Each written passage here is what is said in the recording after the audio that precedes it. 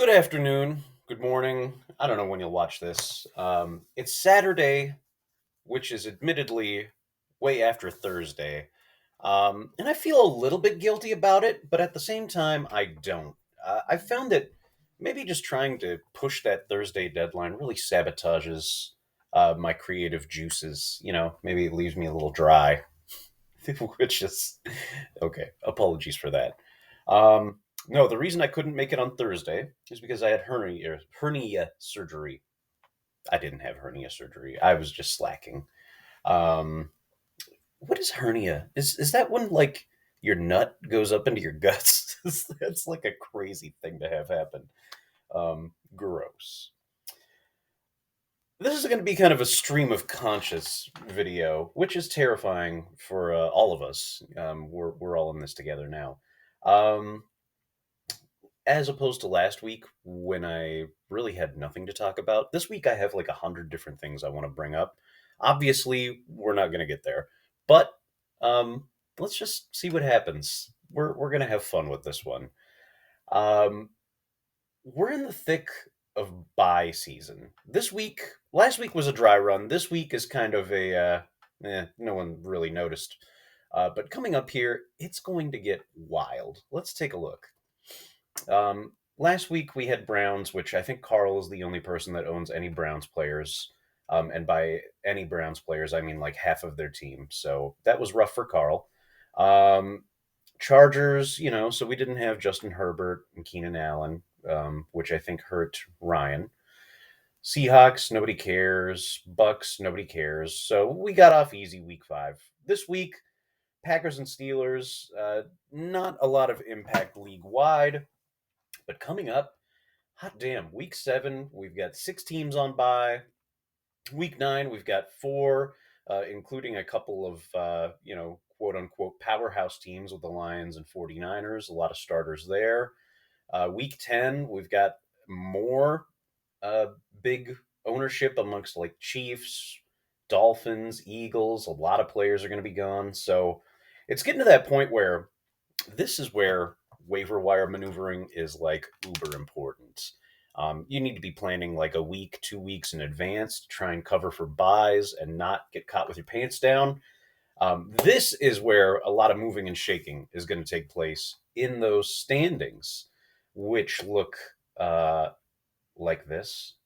Yeah, so a big chunk of 3 and 2 teams looking to make some maneuvers. We've got one lowly 0-5 team. Hi, Cody. Hi, Cody. Thanks for tuning in. Nice to see you. So yeah, but anything can happen, and plenty of insane stuff will happen. So stay tuned for that. We had a contest last week, and that contest was the winning team that had the lowest scoring player. We had a lot of valiant efforts in terms of players that just performed terribly. But of course, only one person can win the lowest scoring player in a win. And last week, it was big runner up who had zero point 0.1 points from Devonta Smith. He still managed to eke out the win over Ryan.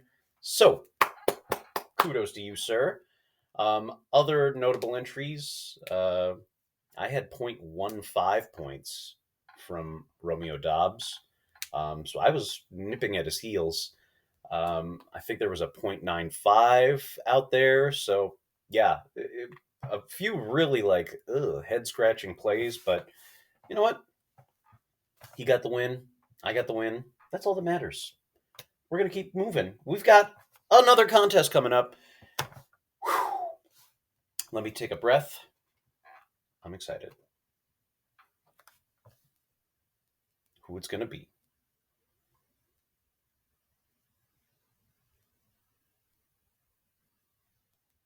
Whoa! The Bronco Nagurski Award. That goes to the best D lineman in college football. This week, it's going to go to the D lineman with the highest points scored. So,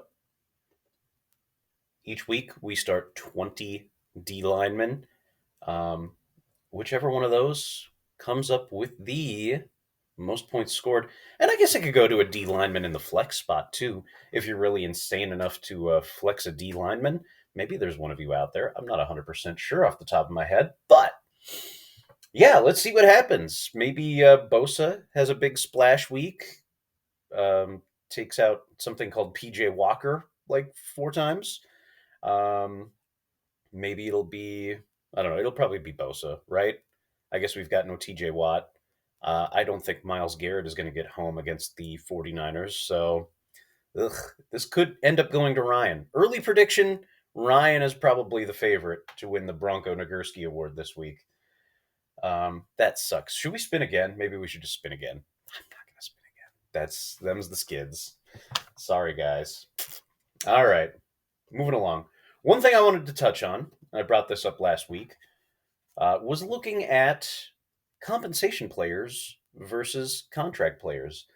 Um, and honest to God, when I looked at it, those that kept compensation players were probably happier with them than they were with some of their contract players. Allow me to discuss. Um, we'll start with Ryan because Ryan kept a bevy of those. And right now, I mean, it'll try and take injuries out of it. Obviously, no one can really predict injuries. Um, David Montgomery has outperformed Dalvin Cook easily. Jonathan Taylor, yes, he started the year on pup. He came off last week and didn't do a whole hell of a lot, right? So right now, David Montgomery, $5 well spent.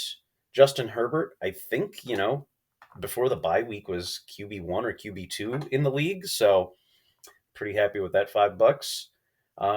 Nick Bosa hasn't quite been Nick Bosa yet, but I think we all know that's coming. Nuwosu has really come on the last few weeks. I think he's got like, I don't know, 6 sacks or something in the last few games, so he's getting hot. Okereke, that was a safe bet. I think he's probably LB 5 or 6 right now. Luvu's another guy in the top 10 of linebackers. Derwin James did get hurt, so, that kind of hurts. But again, outperforming all these other guys that he kept as contract players. So I think kudos to Ryan. Not something I'll say very often, but kudos to Ryan for snagging and wisely spending his compensation bucks. Sip of coffee for that one, sir. Looking at my squad, I kept a few of them, and mixed results. Calvin Ridley, I'm not selling on Calvin Ridley right now. He's been okay. He hasn't been over the moon like I expected. Um, Honestly, he's outperforming T. Higgins pretty easily, but that's not saying much, unfortunately. Alex Highsmith has been pretty meh. I mean, he's DL10 right now, I think. But he's really DL10 with one huge week that he had in like week 2, where he put up like 31 points. So Highsmith has been kind of meh. Zaire Franklin, though, that was money well spent. I think he's currently LB1 in the league. So yeah, I'm pretty happy with that. The rest of my contracts have been, nah. Uh, Dotson, I finally cut. I gave up hope. I had really high hopes for Jahan Dotson, so that one stings a little bit. Um, I did maybe foolishly drop Kyle Hamilton. I don't know. He had that one big blow up game a couple weeks ago, and I think has been pretty, you know, he's a DB the last couple weeks after that. So there's that. Yeah, I feel like I did okay on my contracts or compensation players. Karl's compensation squad. Um, Again, he's probably feeling okay about it. Jacobs is a top 12 running back right now. Stevenson's top 12 or top 10. Or no, I think Stevenson's outside the top 10. Jacobs, I think, is RB 12. Swift is RB 10. Stevenson and White are not fantastic, but they are, at least putting up points. Watson was on IR to start the season, or did he just miss the first 3 weeks? I don't recall. Um, Watson's coming into form quickly. Aluakhan, Yeah, money well spent there. So taking a look at his contracts, though, yeah, he's still pretty good there. Um, yeah, Karl, he probably did all right with his compensation bucks. Yeah, yeah, I would say that's safe. Bumping down the line here. How about big runner up? Big runner up, who was also big wallet when it came to compensation players. Maybe he's a little less thrilled. Miles Sanders and Damian Pierce have been pretty meh. Tyler Lockett, not much doing. Cooper Cup came back in a big way last week, so uh, plenty of love for Cooper Cup. Traylon Burks, though, nothing. Aaron Donald has been, he's been Aaron Donald. He's had a couple good weeks, a couple quiet weeks, unfortunately. Quinton Williams, maybe not quite what we had imagined. Devin Lloyd sucks. Javon Holland is a DB. So there's that. Uh, you take a look at his contract players, and yeah, outside of I don't know, a little bit disappointing here. He's had pretty good games. So yeah, I mean, maybe you could say big runner-ups compensation players have been slightly disappointing. I don't know if he would say he regrets spending the 45 bucks on compensation players. Probably not. He's a pretty stubborn guy. He wouldn't say that. Plus, he got like free beers for all the trades that he made, so it all evens out in the end, right? Kudos to you, sir. I think our only other compensation spender was Joe, who had Judon, Bosa, and Tremaine Edmonds. Of course, we've got a couple injuries here with the D linemen. Edmonds has played okay for the Bears. So, you know, again, injuries up top, though, balance everything out. Kind of, you win some, you lose some, right? But yeah, it helps to gamble a little bit of extra cash on the side when you're angling to get a little bit of return on investment on some better players. So, but I mean, we could also take a look at records and say, the guys that spent money are sitting first, second, third overall, something like that. So I don't know. There's many ways to dissect a frog. I think the expression is. I think it's looking good. Anyway, that was fun. Let's talk about this week in fantasy. This week is serious. Okay. I've had fun the last few weeks going on a winning streak. This week, however, it became personal. I took an unprompted video call from Karl, thinking, it was just going to be a friendly, "Hey man, how you doing?" Um, and when I answered this video call from Karl, you know what I saw? His ball sack, and it was gross and speckly. So, Karl, if you think you can get into my head by sending me videos of your ball sack, when I expect you to just call me and talk to me like a friend, you got another thing coming. And that week, the thing coming to you is going to be a fantasy ass kicking.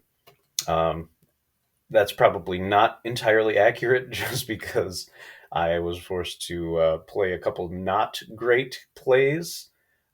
Jerry Judy, why do you hurt me so? Uh, we'll see what happens. I don't know. Maybe I can overcome the stinker that Jerry Judy put up. But Karl, quit trying to play head games with me, okay? Why you gotta be that way? Other doings in the league. A battle of 1 and 4 teams. So curious to see how that goes, because it would be nice to see the bottom part of the league pick it up a little bit. If you remember vintage ska lyrics, pick it up, pick it up, pick it up.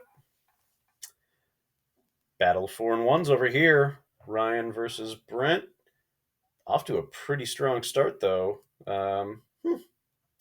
Gosh. And another battle of 3 and 2s here. Fantasy football, baby. Let's see. There was one other thing I wanted to touch on, but you know what? Like I said, stream of consciousness. I didn't have anything written out, so this is what you're gonna get. I'm gonna go watch a scary movie. My wife and kid went to some Taylor Swift musical. So I got the house to myself for another, I don't know, like 3 hours. I guess it's like a 4 hour movie or something. So have fun with that, guys. Um, yeah, best of luck to everybody except for Karl this week. And make sure you keep your eye on upcoming buys because they're going to get you. All right. We'll catch you later.